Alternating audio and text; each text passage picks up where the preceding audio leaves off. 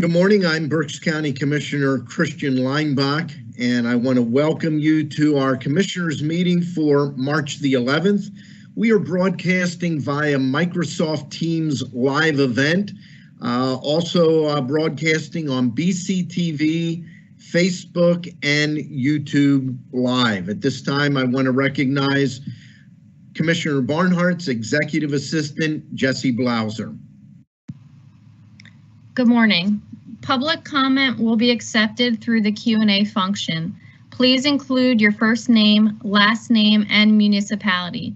Any comments without name and municipality will not be considered. Each citizen can submit one comment. Comment length is dictated by limitations of the platform being used, Microsoft Teams, Q&A, Facebook, and YouTube. The meeting comment period is limited to 30 minutes in total. Please be concise.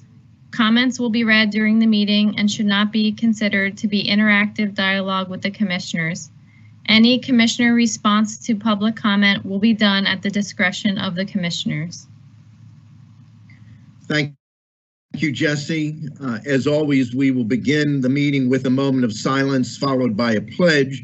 Before we go to the moment of silence, I want to note that today marks a one-year anniversary since a worldwide pandemic was declared. Tomorrow marks a one-year anniversary of the Berks County Emergency Declaration. Over the last year in Berks County alone, according to our coroner, there have been 842 deaths that were confirmed COVID positive cases. Let's have a moment of silence at this time.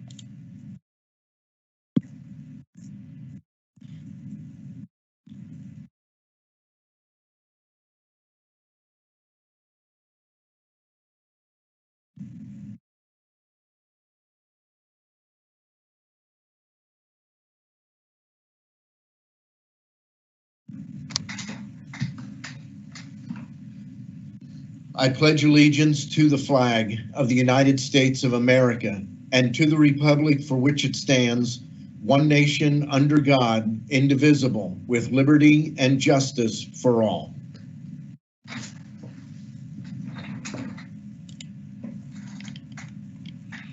As we begin each of our weekly meetings, I want to recognize Brian Gottschall, our Director of our County Department of Emergency Services, and the lead on the Berks County COVID-19 leadership team with the Berks County COVID-19 data report. Brian? Good morning, Commissioners. Thank you. Yes, March 11th, not a year of doing this, but a year plus of doing COVID. I don't think any of us believed that we would still be this engaged in this in the beginning, but I think that we all have a much better understanding of what a pandemic can mean to our community now. Focusing on the statewide early warning dashboard, as always, this data from last Friday, we don't see as rosy an outlook as we had seen in the last few weeks, and I think that it bears taking a moment to just mention to folks that we do need to continue to act cautiously. I'd like to say that I was the smart person that thought of this, but I have to credit Dr. Keller, our partner from the Community Health Center, as we were discussing our downward trending indicators over a number of weeks and kind of puzzling about, well, while we're certainly very happy that they were downward trending, we were puzzling about why they were so. You know, it's not the summer. It's not like people are outside, not getting together indoors in tight spaces and stuff. And Dr. Keller probably rightly observed that it may be just the opposite, that the weather was so bad with all the snow and such that we had that people just weren't getting out and mingling and moving around together, which created some downward trending indicators for us. This week, for the first time in many weeks, we do see an upward trend in our newly reported cases and our incident rate per 100,000, or you know, whatever the population is. It's an incident rate per population control.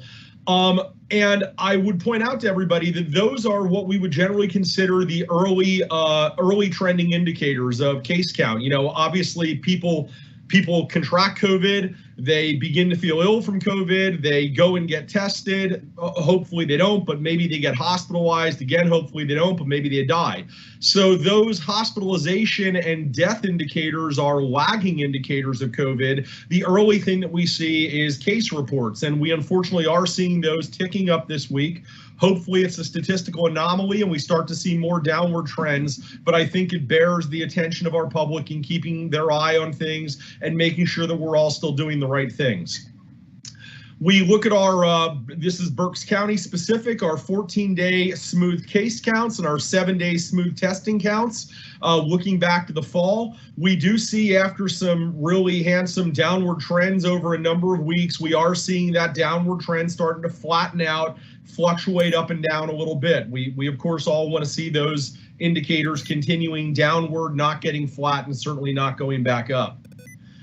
Our first test positivity, again, we saw a great downward trend all the way back from the beginning of the year in our first test positivity, but we've now seen that start to stabilize in that high 20% number. As always, this is first test positivity, not inclusive of serial testing in nursing homes and other occupational reasons.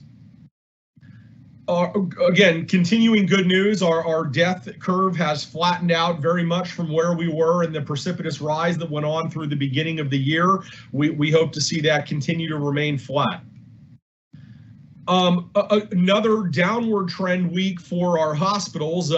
Just to remind everybody, we did see week over week of downward indicators. And then we saw a little bit of a bump up last week. That has now come down. 2 weeks ago. That has now come down in the last week. And I did get some preliminary numbers from Reading for this current week, and they look good. I don't have St. Joe's numbers yet, but Reading's numbers look good again for what will be in next week's report. We always do our county comparative snapshot where we're at, 9th in population in the state. We would expect, if everything else were equal, all those circled numbers to be 9th. We would like to be better than 9th, in essence, a lower number for tests administered. We're not. And we want to see bigger numbers under 9th for cases and deaths per capita. We continue to kind of be in the same place we have been for many weeks in cases per capita, and our deaths per capita continue to trend down, albeit very slowly. We've been in that 20th range for quite a number of weeks now. Getting on to the things that folks find much more important these days than just counting the numbers of cases and hospitalizations and deaths, vaccine administration. So last week, we were 15th in first dose administrations and 13th in second. This week, we have some marginal improvement to 12th in first dose and 12th in second. Again, just want to remind everybody, these numbers on this screen are counting where people report their residence, not where they got their vaccine. So somebody who lives in Allegheny County but got vaccinated in Berks is getting counted in Allegheny, much like somebody who lives in Berks but got vaccinated in Schuylkill is still getting counted under Berks. This is a new slide that I put in, and I thought that this was nice to give folks kind of a snapshot view of how counties are compared to each other. And in both of these graphics, we would want to be as dark as possible. Dark means a large number of administrations per population. But this gives us the capability to kind of look at the graphic and see how we rank against other counties by simply looking at counties with similar colors. And the blue graphic, if you will, shows partial administrations of vaccines, so first doses administered, and the reddish one, pinkish one, whatever you want to call it, shows full administrations or both doses administered. And we see that we're kind of in the middle of the pack, very much in line with a number of similarly sized counties around us and around the Commonwealth. We recognize that there are outriders here. I mean, the dark blue one there, for folks that aren't familiar, that's Sullivan County. The entire county population is a little bit more than like Shillington or Birdsboro Borough.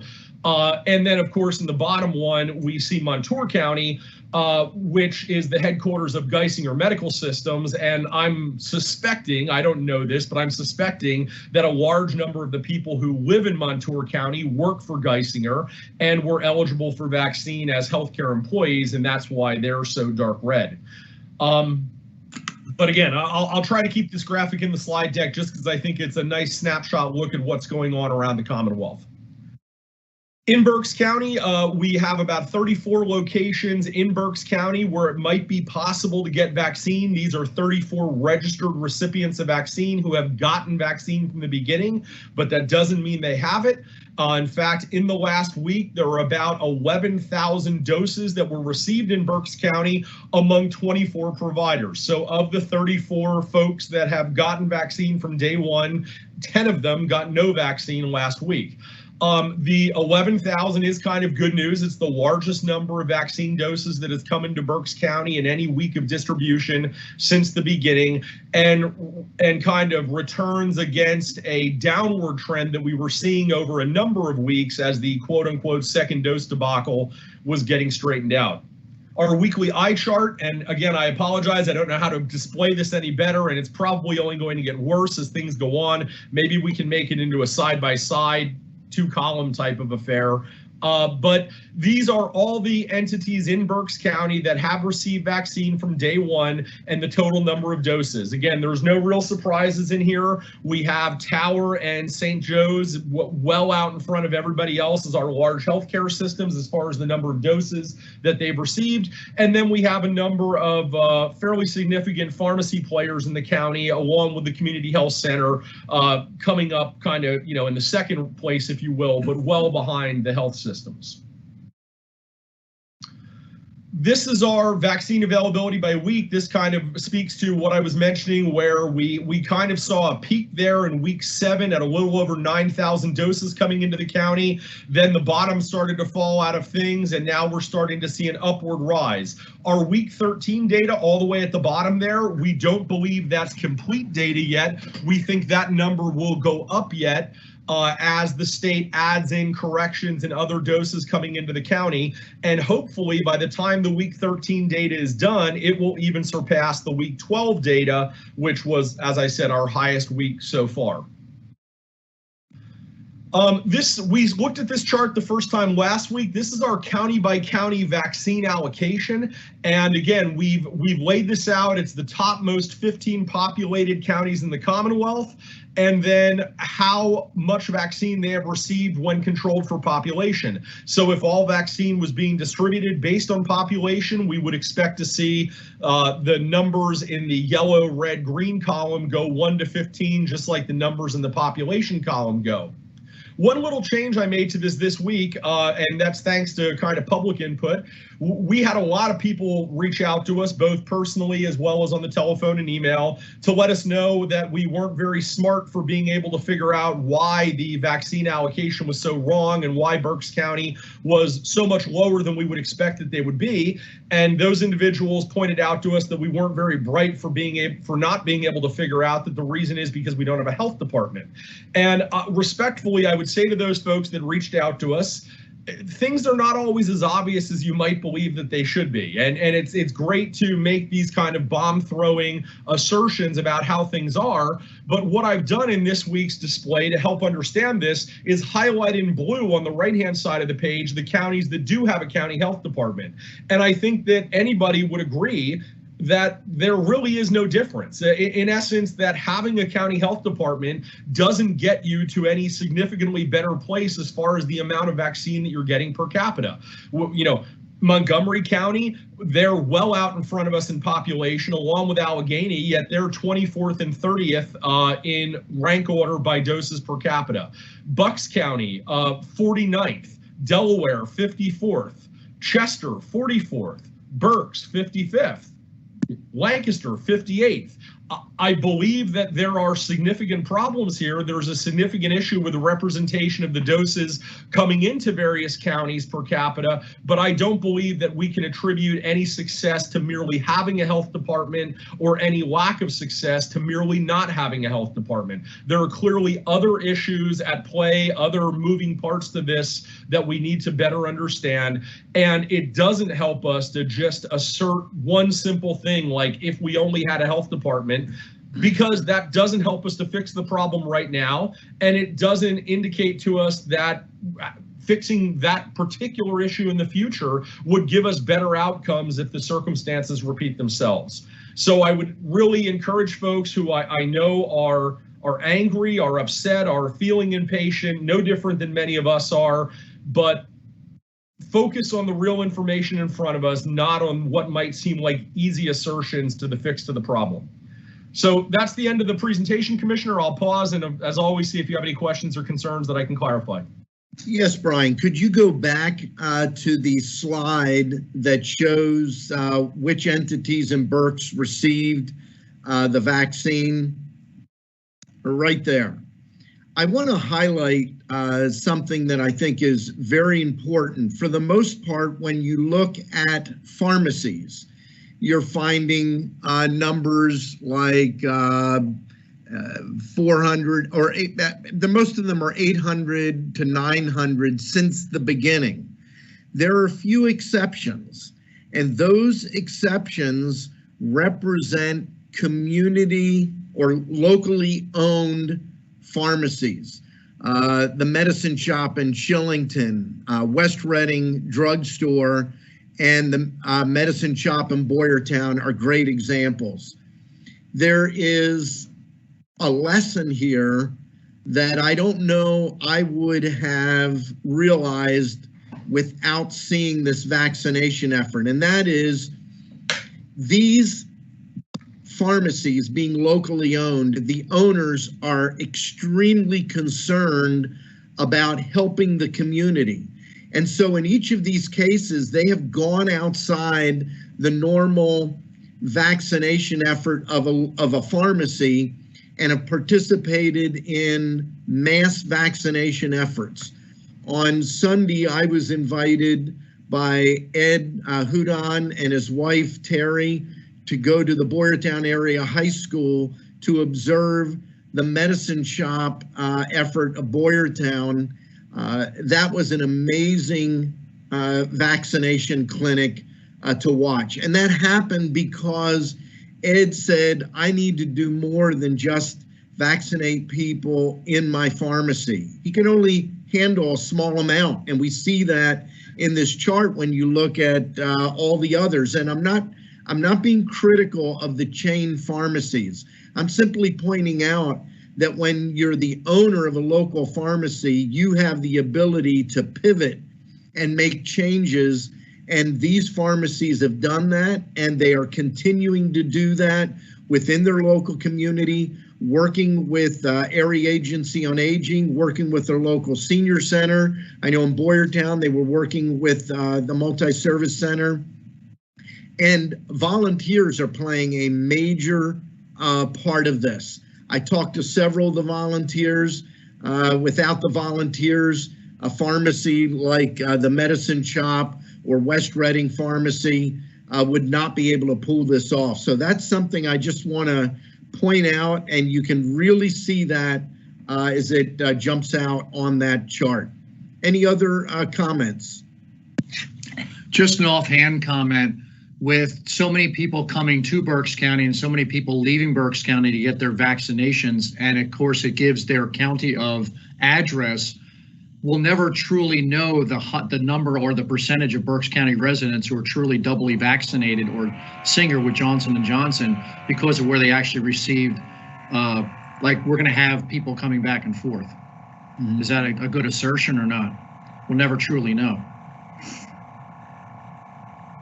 Commissioner, I'm not sure I 100% understood your question. Were you asking whether we'll really know whether a Berks County resident got vaccinated at a Berks County-based facility? Right. Yeah, I think that's a fair. I have to believe that data exists at the state level because they know where the vaccination was reported from, and they of course know the reporting address of the person vaccinated. But I've seen none of that data made available to the public or to us. So yeah, we know how much vaccine comes to Berks County-based facilities, but we don't know who it goes to. And we know how many people with an address in Berks County have been vaccinated, but we don't know where they were vaccinated. There is no cross set of that data. Okay, just wanted to point that out. Yes, Commissioner Rivera. Yeah, Brian, I just want to thank you for highlighting the comments about the health departments and the rankings. Like you said, there's misinformation out there or misunderstanding that if we would have a health department, we would be on the top of the list and everyone would have their vaccination. by now, when that in reality is not the case.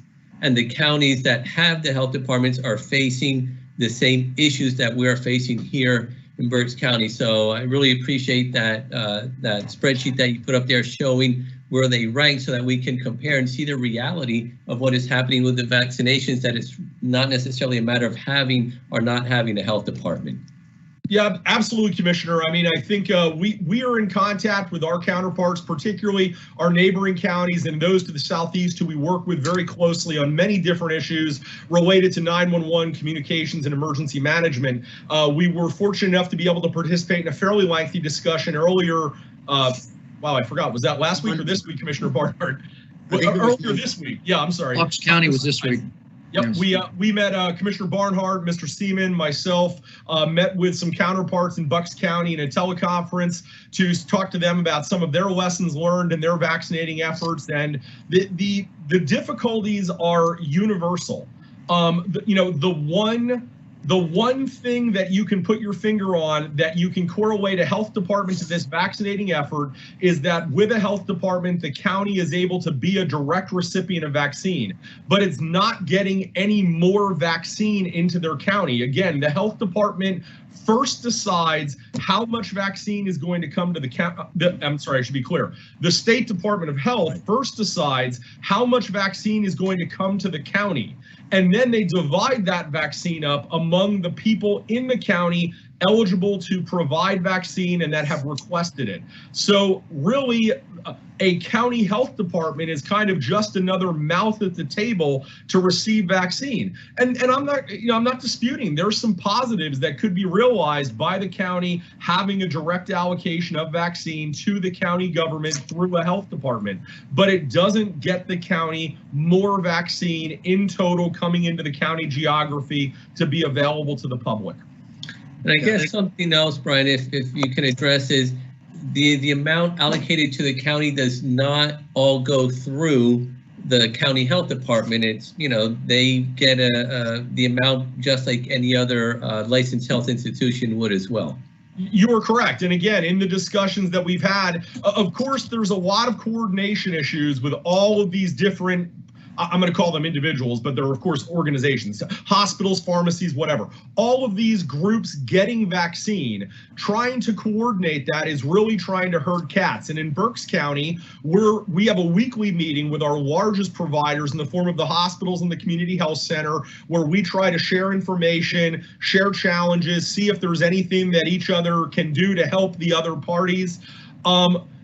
In a county with a health department, they share with us that they have the same challenges. Yes, they're getting vaccine to the county, but there's also direct distributions being made to the hospitals and the pharmacies and the doctor's offices in the county, and they're having the same issue trying to coordinate and organize that allocation, because the entity is in essence free to do what they want with it within the confines of the state rules once they receive that vaccine.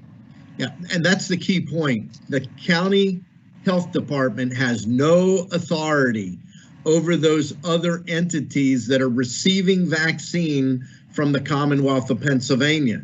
And as a result, and again, I've gotten these emails and calls, people saying, if you had a county health department, you could tell Tower Health they need to do this, or you could tell this pharmacy they need to do that. And the reality is, no, you can't.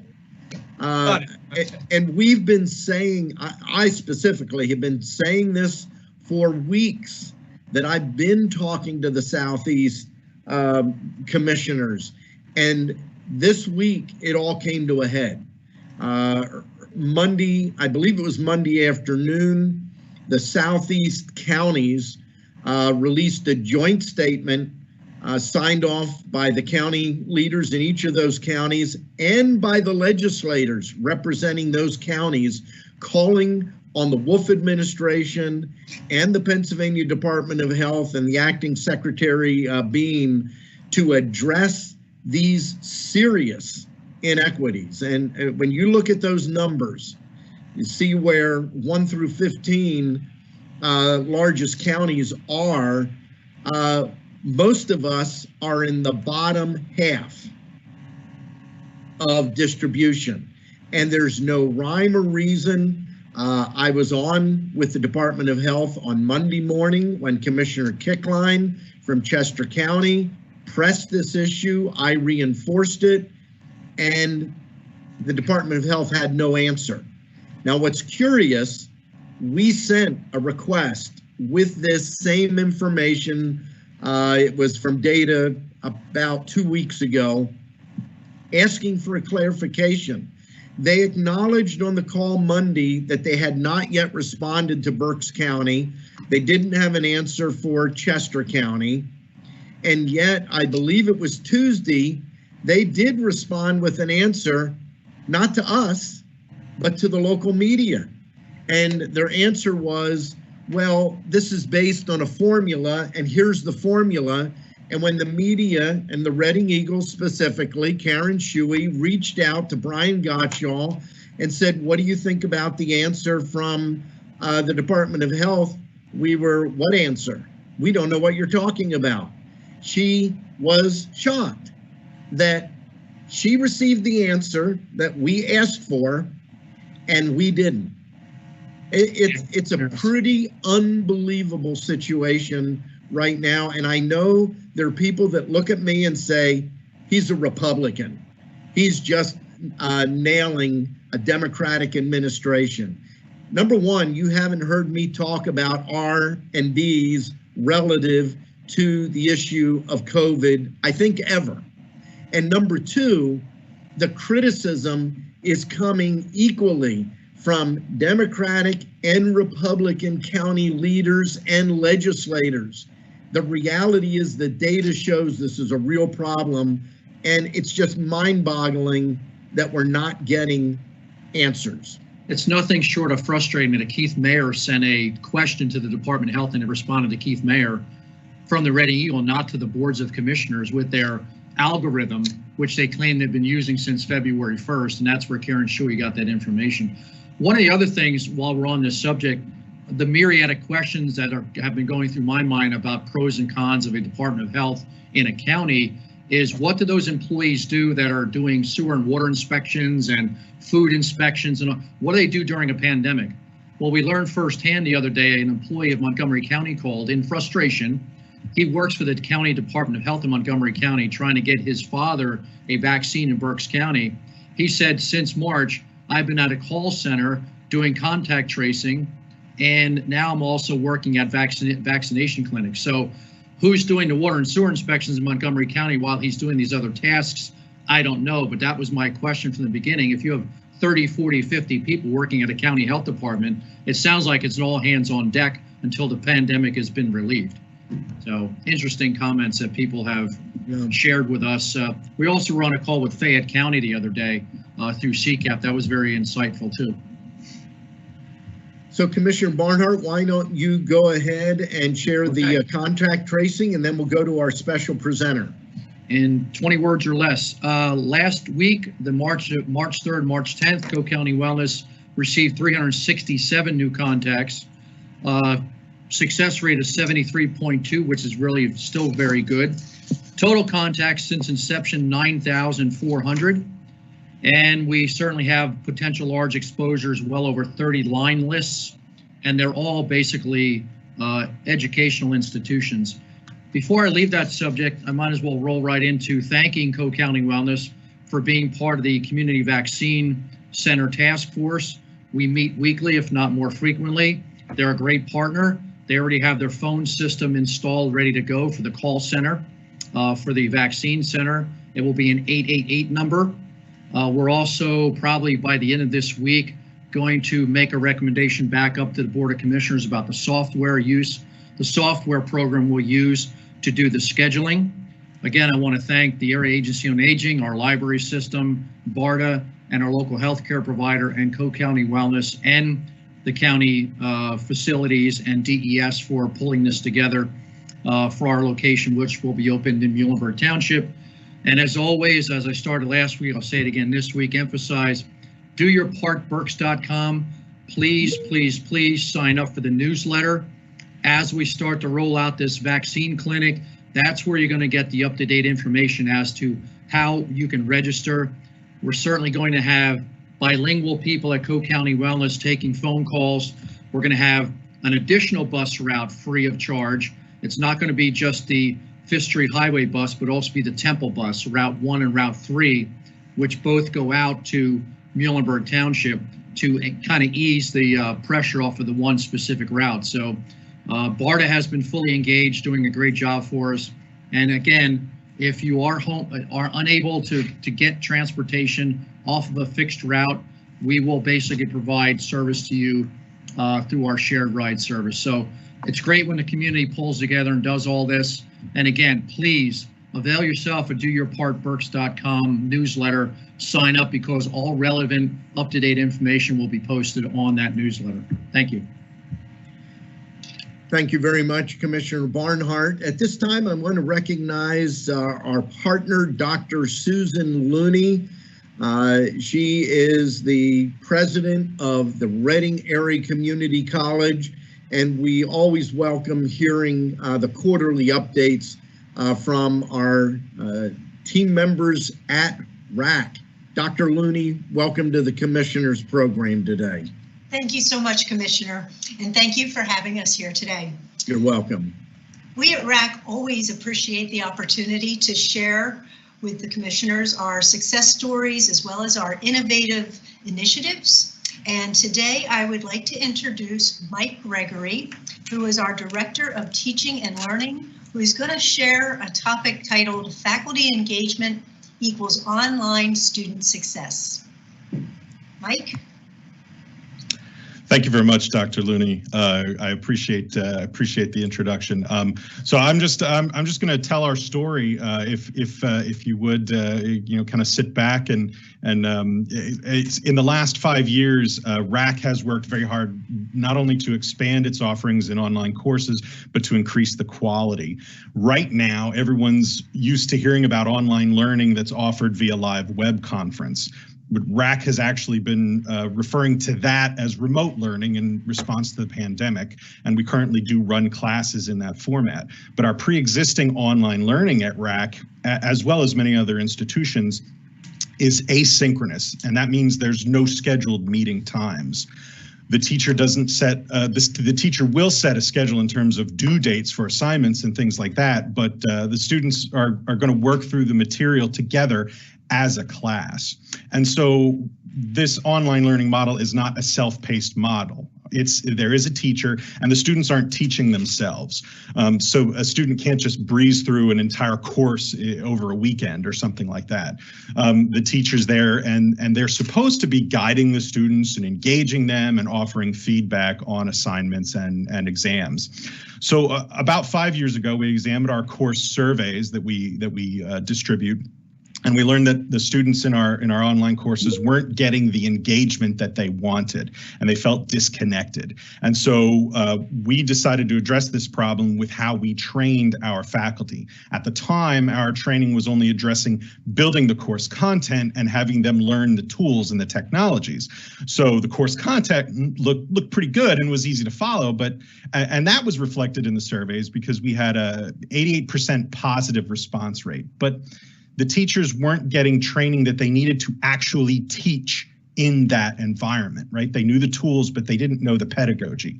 So they didn't know the best practices or how to manage an online classroom. And our students were feeling disconnected because of it. So this was also reflected in those surveys, because in the questions regarding communication with the instructor, the response rate was 74% positive, which there's some room for improvement there for sure. And we also noted that our student success rates in those online courses were not where we wanted them to be either.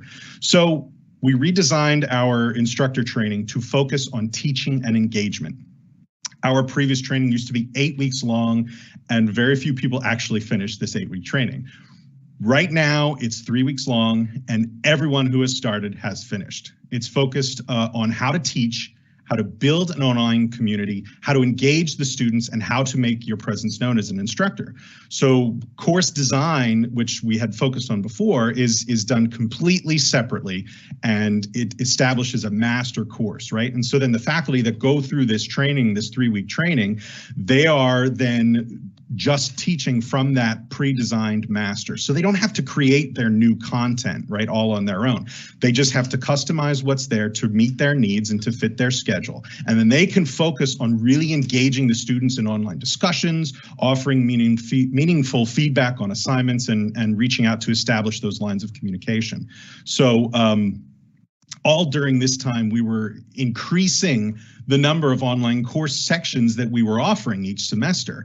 And that number actually more than doubled over those 5 years. And we also doubled the number of courses that were available to be taught online, right? And so I'm proud to say that I think these initiatives have been working. And so specifically in the last 5 years, we went from approximately 60 online course sections being offered per semester to right now about 140. Online course success rates also increased to a point where they are now on par with our face-to-face lecture courses. They're practically identical.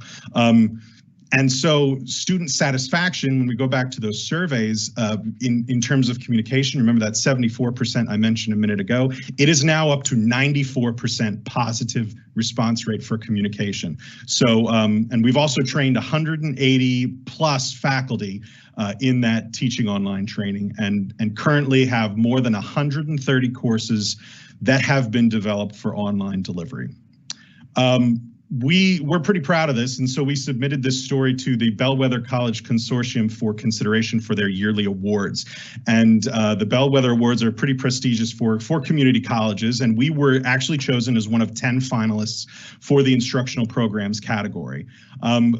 Sad to say we didn't win, but we were designated as exemplar, which is the highest honor of the remaining finalists in that category. So we're very proud of that. I'm very proud of what we've done. And so I guess to kind of summarize that what we found and what really works is really focusing on your people, and that's what it's all about. So we work with our people, we work with our faculty, and we give them the tools that they need and some education so that they can succeed. Technology is important. It's great. The tools are great, and learning them is important. But we can't forget about investing in our most important resource, which is our people. And that instructor is just as important as any of those other tools that we have to offer in that online environment. And so I think this approach seems to be working pretty well. So that's my story. That's what we have going on at RAC. I thank you so much for giving me the time today to tell our story. And if you do have any questions, I'm happy to answer them for you. Michael, great story. Maybe one of the most fascinating and positive stories I've heard shared by RAC in all of these quarterly updates. And what is interesting is this wasn't driven by the pandemic.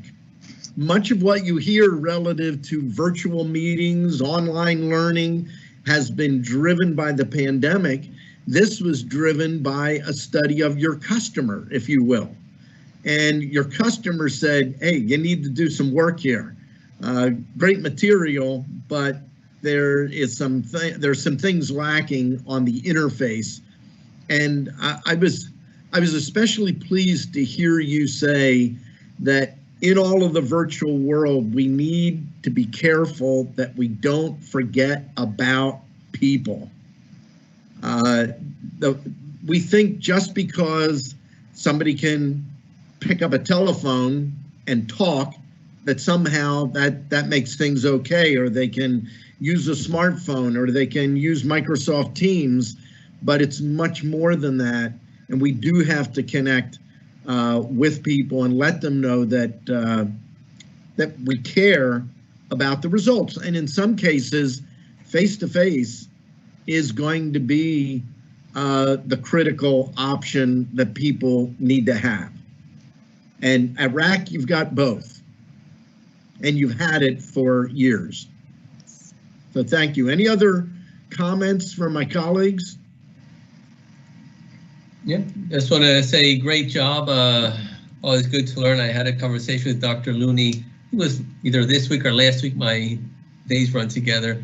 But always good to learn what's going on at RAC, and glad to see that you're moving forward and that things are going well there. You're a great asset to our community. Thank you. Keep pushing those boundaries. Yep. Thank you very much, Dr. Looney. Thank you, Michael Gregory. Great presentation. Thank you so much. Have a great day. Thank you. You too. We'll move on with our agenda. Are there any additions or corrections for the March 4th Commissioner meeting minutes? Hearing none, the minutes will stand approved as presented. We did have one executive session since our last meeting, and that was March the 10th, dealing with personnel and litigation. Jesse Blauser, I believe we do have one comment on a specific agenda item. Could you please read that? Jean Archer, Spring Township. Regarding agenda item 91.2021, can you please provide additional details on exactly what the scope of the CAP plan is intended to accomplish relative to the Berks County Conservation District and what qualifications of the consultant will be required? Additionally, will there be an RFP issued to different firms for bidding? Thank you very much, Jesse. I have Ashley Showers with us today. She is the Deputy Director of the Berks County Planning Department, and she's prepared to answer that. Ashley. Thank you, Mr. Chairman. There you go. Okay. So the scope of the countywide action plan for the Chesapeake Bay is to identify both responsible parties as well as best management practices, which are stormwater projects that will help the county portions of the Chesapeake Bay reduce their nitrogen, phosphorus, and sediment load. So that is the purpose and scope of the countywide action plan. It will not only identify new projects or BMPs that need to be installed, but it will also acknowledge the existing BMPs, and that is part of why the Conservation District is involved. They have been doing work with stormwater best management practices for many years and are much more versed in what is going on in the Chesapeake Bay watershed of Berks County, and so that is why that's their involvement and the purpose for them taking on the control of the RFP and the consultant. Additionally, there are consultant qualifications. They come from DEP. Some of the requirements include, have they done a county action-wide plan with other counties? Again, Berks County is part of the Tier 3 and 4 of the Chesapeake Bay WIP and county action-wide plans. Lancaster County, York County have already done plans, so we do have consultants in a list right now that will be receiving the RFP for review because they've already done CAP plans. And again, so basically the last part of that question is, will there be an RFP issued to different firms for bidding? Absolutely, yes. Thank you very much, Ashley. One other note, approximately 10% of the land area of Berks County is in the Chesapeake Bay watershed. The bulk of the county is in the Delaware River or Delaware Bay watershed. Just so folks are aware, a lot of people don't think of the Chesapeake Bay when they think of Berks County, but it has to do with approximately 10% of our land area that is in the Chesapeake Bay watershed. And basically what that means is the streams and the runoff in that area of the county, ultimately the water goes to the Chesapeake Bay via various rivers, tributaries, etc. Thank you very much for that definitive answer, Ashley. And Jesse, I assume there are no other specific comments on agenda items. No, there are not. Thank you very much. Moving to the agenda under Authorizing, Budget Department, adopt a resolution authorizing 2020 appropriations in the amount of $5,173, 2021 budget transfers in the amount of $53,629, and 2021 appropriations in the amount of $15,450,000 $430,674 per listing dated March the 8th of 2021. We have several items listed under Human Resources. Item 1, authorize the appointment of Jeffrey Smith to interim warden in the jail system. Item 2, authorize the promotion of Kathleen Ketchmark from caseworker supervisor 2 to deputy director, area agency on aging. Item 3, authorize the promotion of Luis Quiros Gonzalez from county caseworker 2 to county caseworker supervisor 1 in children and youth services. Item 4, authorize the promotion of Lisa Valenti from RN staff nurse to director of staff development at the Berks. We have one item listed under purchasing, adopt a resolution authorizing the award and the director of contracts and procurement to execute a contract as a result of a request for proposal for summer youth employment program for youth with disabilities for the Berks County Workforce Development Board for a 2-year term with the option of extending the term of the agreement for an additional program year upon the mutual agreement of the parties as follows. It goes to the Goodwill Keystone area out of Harrisburg, PA, and it's a not to exceed $104,781 for the term of 2/1/21 to 12/31/21, the term of 1/1/22 to 12/31 of 22, and the option to extend the term of 1/1/23 to 12/31 of 23. We have several items listed under the Commissioners. Adopt a resolution authorizing the Board of Commissioners to execute the title page of the drawings for construction as prepared by professional engineers with Van Cleef Engineering pertaining to the Winding Road Bridge, aka Glendale Bridge replacement project over the Ironstone Creek in Douglas Township, Berks County. Item B, adopt a resolution authorizing Alan Piper, Transportation Planner, to electronically execute Letter of Amendment 6 to the General Reimbursement Agreement for Federal Aid Projects between the Pennsylvania Department of Transportation and the County of Berks for the Harts Mill Bridge Project, County Bridge 38 in Carnarvon Township. This amendment does shift funds within the agreement for the utility phase to allow the county to be reimbursed for 95% of those costs incurred.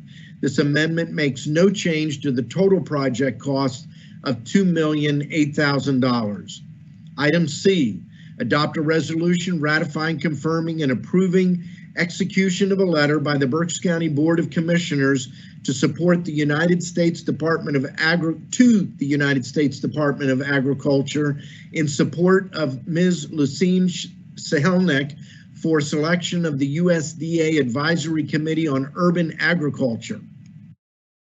Ms. Sahelnik currently serves as a councilwoman for the city of Reading. Item D, adopt a resolution authorizing the chair to execute the grant sharing agreement between the County of Chester, the County of Schuylkill, and County of Berks, setting forth the terms and conditions for the sharing of coordinator grant funds applied for by Chester County from the Pennsylvania Department of Environmental Protection under its Chesapeake Bay program to hire a consultant to prepare each grant partner's countywide action plan. Item E, adopt a resolution authorizing the chair to execute the consultant agreement between the County of Berks and the Berks County Conservation District, authorizing the Berks County Conservation District to act on behalf of Berks County to prepare and execute a request for proposal for procurement of a consultant to develop Berks County-wide action plan. Item G, adopt a resolution authorizing the chair to execute an amendment to the agreement between the County of Berks and Co-County Wellness Services to perform additional services in connection with the Berks County Contact Tracing Program in regard to creating and staffing a call center to assist with scheduling of vaccination appointments for county residents based on vaccine availability. Item H, Adopt a resolution authorizing Brian Gottschall, Director of the Berks County Department of Emergency Services, to execute any and all necessary documents required in the Muhlenberg Township new business packet, as well as any additional permitting, occupancy, or utility documents for the proposed vaccination clinic as approved by the Solicitor's Office. Adopt a resolution ratifying, confirming, and approving execution by Shelley O'Neill, Project Manager, Berks County Information Systems Department, of a change order to AST's Managed Services Statement of Work to provide continuous post-production support coverage for the Oracle HCM cloud applications. Item 2, a motion authorizing execution of contract agreements and amendments as set forth on the attached listing dated March the 9th of 2021. There are 9 total contracts. There are 2 with the Area Agency on Aging. There's 1 with CareerLink. There are 2 with Children and Youth Services, 2 with the Department of Agriculture, 1 with Parks and Recreation, and 1 with the Planning Department. And item 3, a motion to ratify and confirm payments is set forth in the Controller's Office voucher listing. It's dated March the 9th of 2021, and the payment of electronic transfers and employee payroll. Motion to approve the agenda as presented. Second. The motion has been made and seconded. Is there any discussion? Hearing none, all those in favor signify by saying aye. Aye. Aye. Opposed? The motion is carried. We'll now move to our County Treasurer, Dennis Adams, with the County Treasurer's report. Good morning. Finally, some nice weather, huh? It is. It is. We have an opening balance today of $176,740,576.02. We have a balance to clear of $5,583,105.05, leaving us with a balance today of $171,157,470.97. Thank you very much, Dennis. We'll now move to our County Controller, Sandy Graffius, with the Controller's report. Okay, ladies and gentlemen, we had total accounts payable of $9,066,116.25, and there was no payroll. So that's the total payables, $9,066,116.25. Thank you very much. We'll move to our Chief Administrative Officer, Ron Seaman. Thank you, Commissioner. There is nothing to report this week. And we'll now move to Commissioner Kevin Barnhart. Thank you, Commissioner Leinbach. Welcome everyone who has joined us on this meeting today. I just want to take a quick moment to congratulate Lucine Sahelnik on her efforts on trying to be part of the USDA Advisory Committee on Urban Agriculture. Best of luck.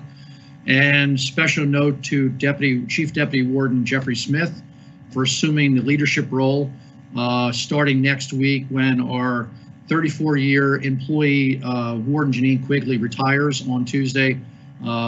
This is really going to be a great transition to Jeffrey Smith, who has a very long history at the jail as we move forward to make permanent changes at the jail. So congratulations and welcome Chief Deputy Jeffrey Smith into this position, and a bit adieu to our Warden Janine Quigley. Sorry, a lot of Smiths up there. Thank you. And thank you very much, Commissioner Barnhart. We'll move now to Commissioner Michael Rivera. Yes, thank you, Commissioner Leinbach, and thank you to everyone who's joining us today. Just 2 quick items I want to touch on, and just reinforcing them, is the Emergency Rental Assistance Program has started. It started on Monday. There's been getting a lot of applications. If you do know of anyone, please have them visit www.bceh.org or call the Coalition 10 Homelessness at 610-372-7222. And also the CHIRP program, which is the COVID Hospitality Industry Recovery Program. The applications start next week on the 15th. and you can get more information at www.rebuildberks.com. Again, www.rebuildberks.com, and those are grants between $5,000 and $50,000 for businesses in the hospitality industry. Yesterday at the weekly commissioners update, we spoke about the CHIRP program, and the Wednesday before we spoke about the ERA program. So if you are interested in learning more about that, you can also visit our Facebook page and watch those two programs. Thank you very much. That's all I have, Commissioner Leinbach. Thank you very much. Just one item that I want to share. We've had off and on discussions from time to time dealing with the Exide cleanup, both Laureldale cleanup, and there have been discussions about Hamburg. I just wanted to share an update.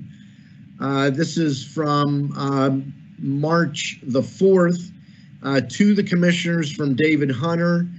He says, I am pleased to report that the EPA has been very responsive to our questions regarding the Exide cleanup.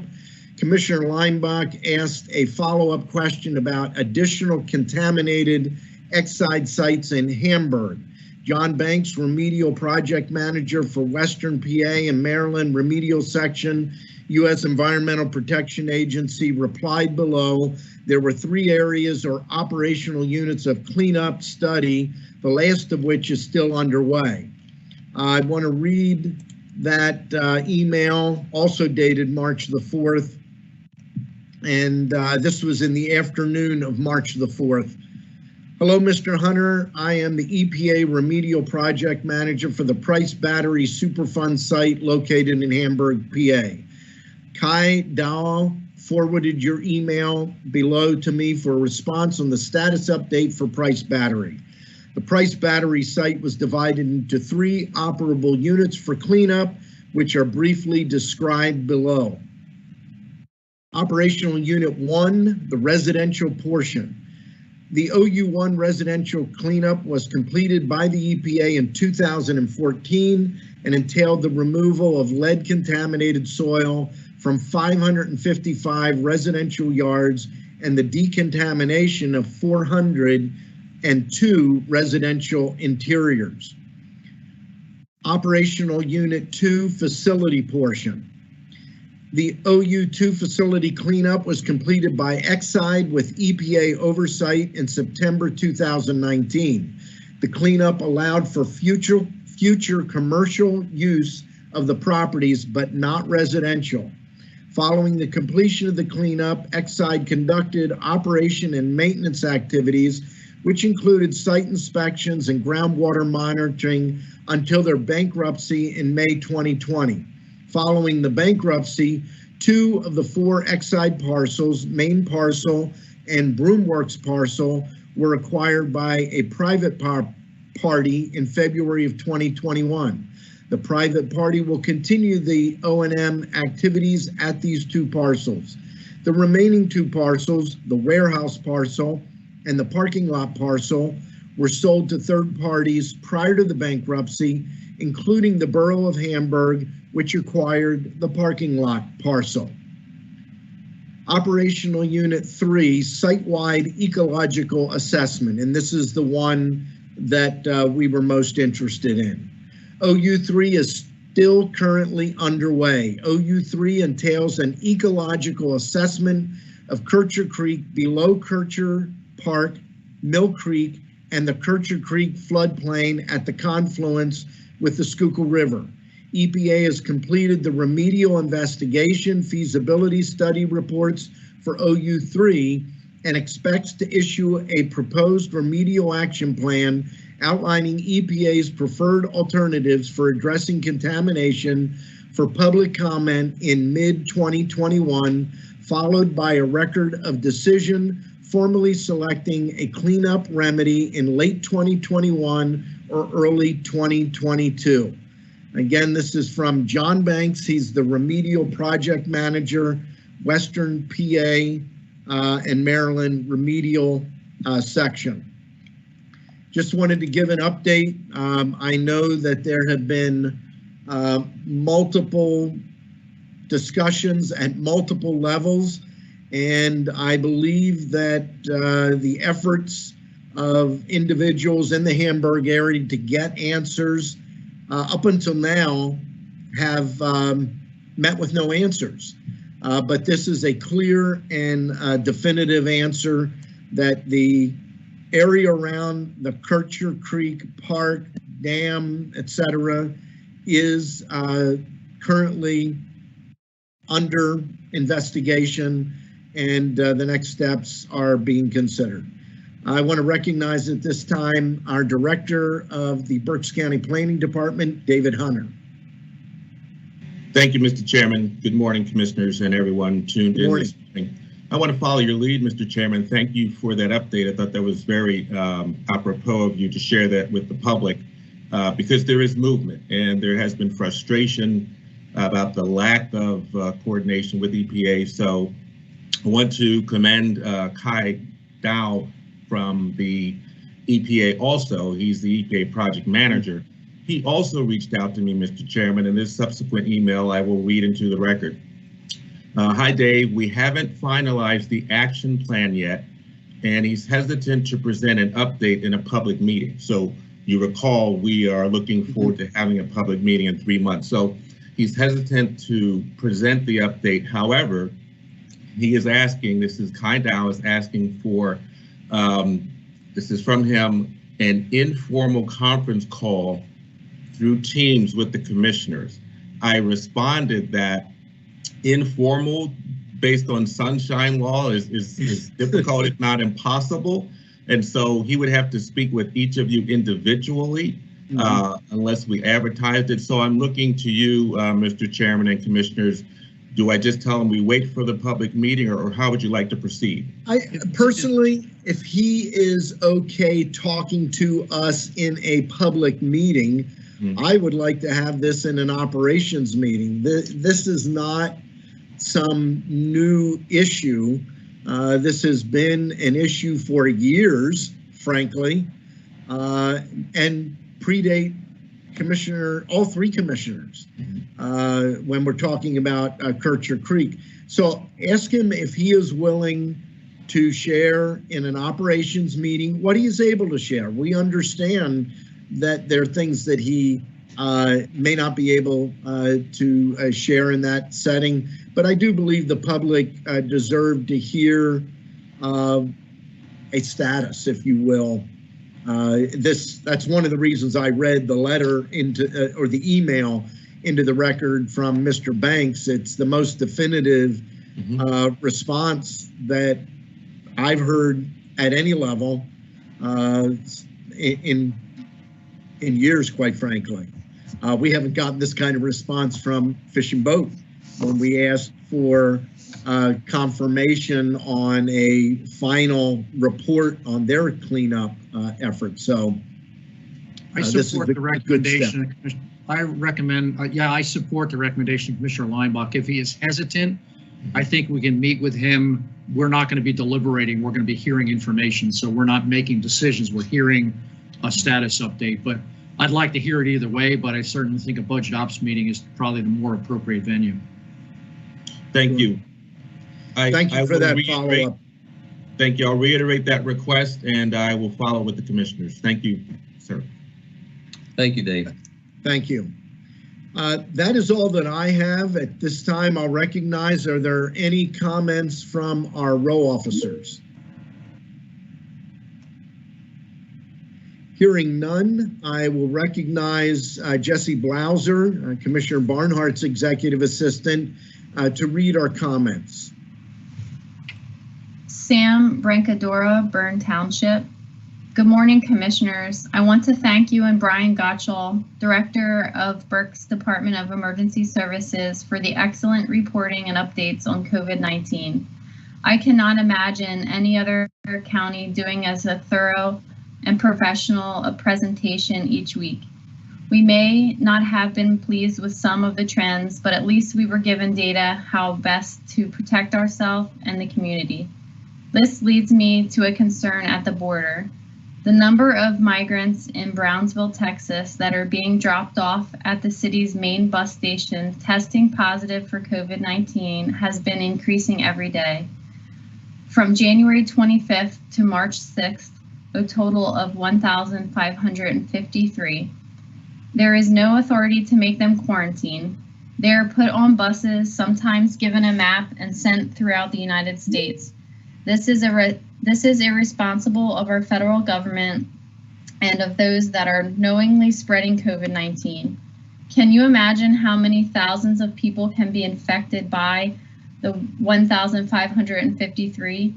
And the number is growing every day. Is there any way that Berks County can know if any are coming here? And if so, what can be done to protect us? Pray that no one gets seriously ill or worse. Thank you, Sam Brancadora, Byrne Township. Linda Brancadora, Byrne Township. Good morning. The crisis at the border has gotten so bad that CBP had to shut down highway checkpoints at overwhelmed agencies struggled to handle the border surge. The number of child migrants in custody at federal borders facilities as of Thursday is over 3,200 in the last 2 weeks and growing, with many that are going to stay longer than 3 days allowed under the law. Are these children being held in the same cages we heard about over the last years? I hope those in Berks County come to the defense of these children. Our federal government has failed us. This is a crisis and health hazard that with proper planning could have been avoided. With more and more testing positive and released has put them and us at greater risk. I hope the county is alerted to those that may arrive here. Thank you. William Mulgrew of Green Township. I strongly oppose a county health department and urge the commissioners to examine why that is against the interests of our community.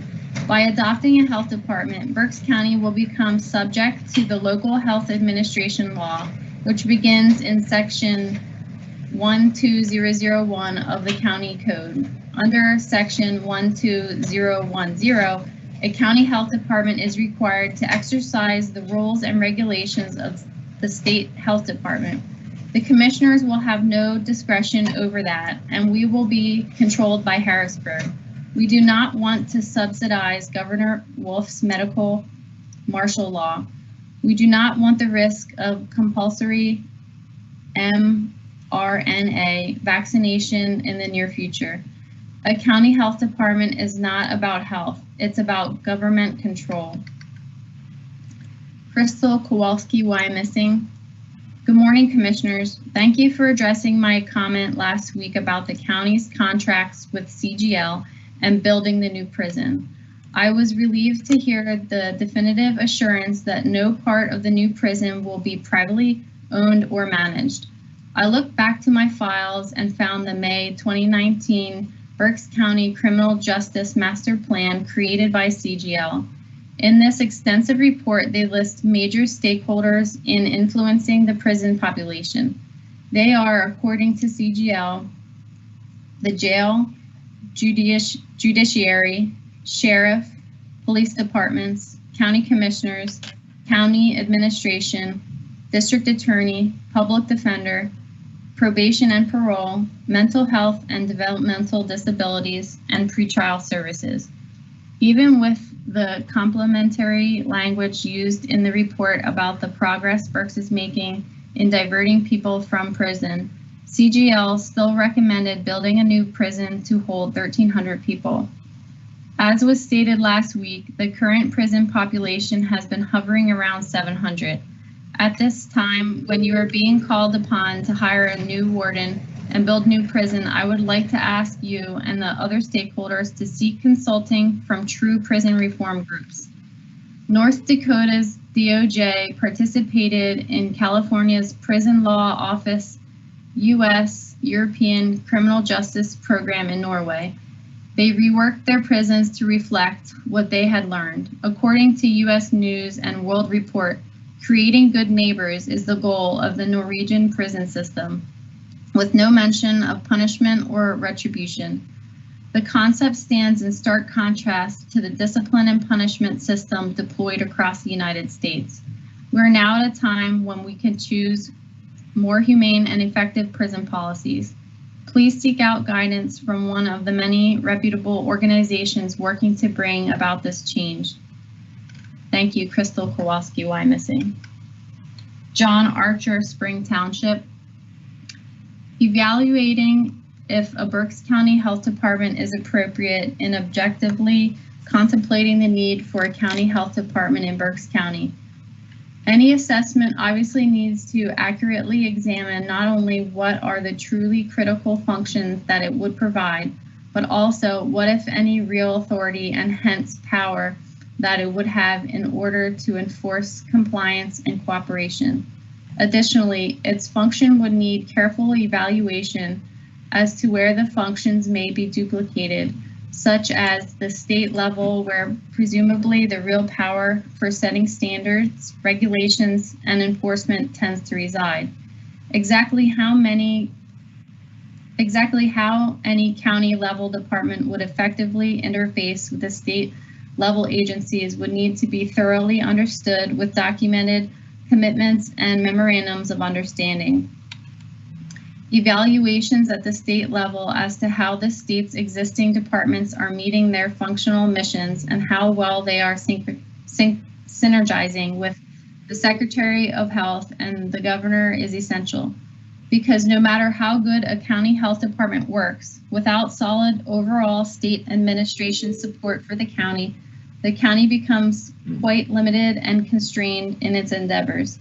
The Pennsylvania Manual Volume 123 identifies PA DOH's Office of Health Equity as having a mission of eliminating health disparities in PA.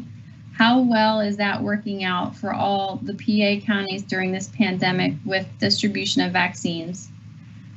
So maybe our PA legislature and Senate needs to do more to oversee the PA DOH to determine why it seems to be quite anemic in getting the job done, but not in setting an abundance of economic restrictions. Tanya Wenger, Wyomissing.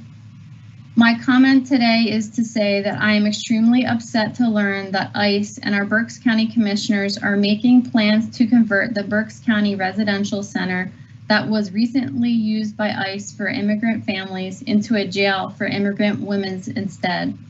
It is a victory for the people of Berks County, especially those families that exposed the countless abuses of ICE at this center, that the most recent families there were released.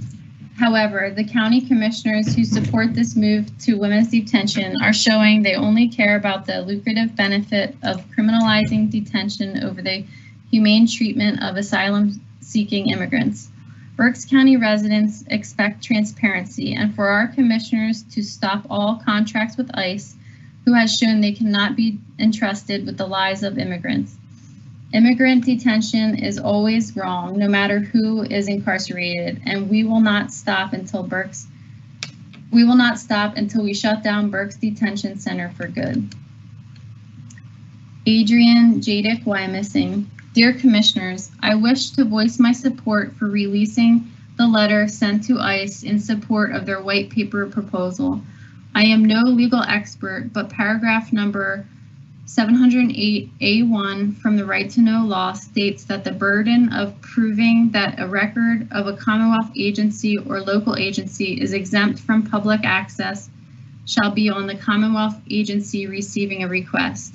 Instead of sending the requester to the feds for a FOIA, it would be more in the spirit of PA law that the Commission take the necessary steps, like file their own FOIA request, to provide the answer as requested.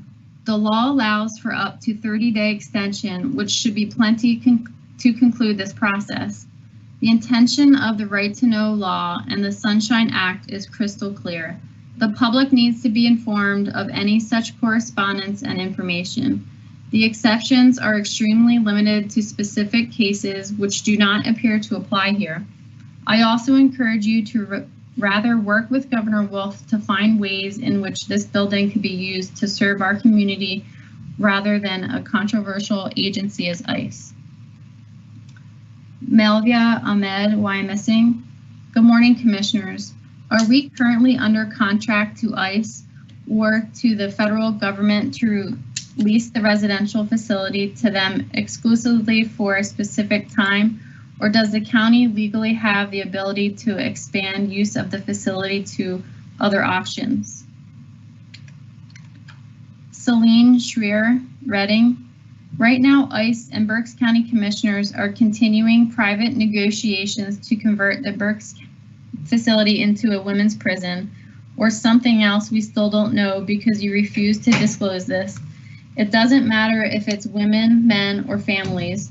No form of detention is humane. I am tired of hearing you lie about the conditions so you can feel better about accepting blood money from ICE.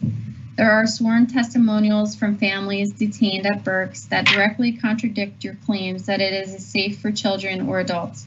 How can you continue to put people at risk for a budget item? And that's the last comment. That closes our comment period. I'm going to make some comments. Number one, everyone is entitled to their own opinion, but you're not entitled to your own facts. And the reality is the way people have been taken care of in the Berks County Residential Center has been a good thing. They've been taken care of very well, from food and clothing, medical care, education, the Berks County Intermediate Unit, contract with the Reading Berks Conference of Churches for chaplain services. And the folks know this, that if there was anything remotely close to the accusations and lies and distortions that folks that want to see the facility closed claim, the Commonwealth of Pennsylvania would have easily been able to close this facility a long time ago. The reality is we have staff and employees that take their responsibilities very seriously, that do a good job. And frankly, I'm tired of their names and their reputation being attacked and maligned with things that just simply aren't true. I remember meeting with Senator Bob Casey a couple of years ago, shortly after he took a tour of the facility. And he commented to me that he did not agree with this kind of a facility, but was impressed with what he saw. I remember that Senator Judy Schwenk made the same comments, again, noting that she didn't agree with this type of facility, and in both cases, they supported the closure. But folks, let's not make these claims that simply are not backed up by the facts.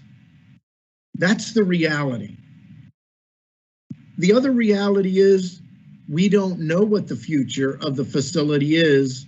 We are currently still in the same contract we have been with ICE, and we are waiting to hear from ICE regarding the future. Relative to the Berks County Jail, keep in mind that when CGL was doing preliminary work and recommending a jail for 1,300 people, the average daily population was in excess of 900 people. Crystal appropriately points out that we've been running around 700. We've not restarted the process to look at building a new jail, but absolutely the size of the jail and right-sizing the jail will be a critical part of any decision once we make plans to move forward. I also want to highlight our jail does not focus on punishment. It focuses on programs to help the individuals get out of jail, work release, the various training and teaching modules that are in place. We partner with Berks Connection Pretrial Services. We are in, I believe, our 3rd or 4th year of the R3 program. The R3 program takes folks coming out of our jail and coming out of our treatment courts and provides them with a 9-week course on the trades, working in conjunction with the Reading Muhlenberg VOTEC, with Habitat for Humanity, and with neighborhood housing services. We believe very much in working with the inmate population to help prepare them to come back into society and to be a key part of the community. The final note I want to clarify, and I'm not sure exactly, Crystal, what you meant, but we are I'm not aware of any one of the 3 of us that have any interest in a privately run jail. However, the CGL initial study recommended one of the options is to have a for-profit or a not-for-profit. I'm interested in a not-for-profit entity designing, building, owning, and leasing back the facility of a jail to the county. That is not unlike what we already do with our archives, the coroner's office. They're in leased space. Almost all of our MDJ offices are in leased space. So that is a viable option.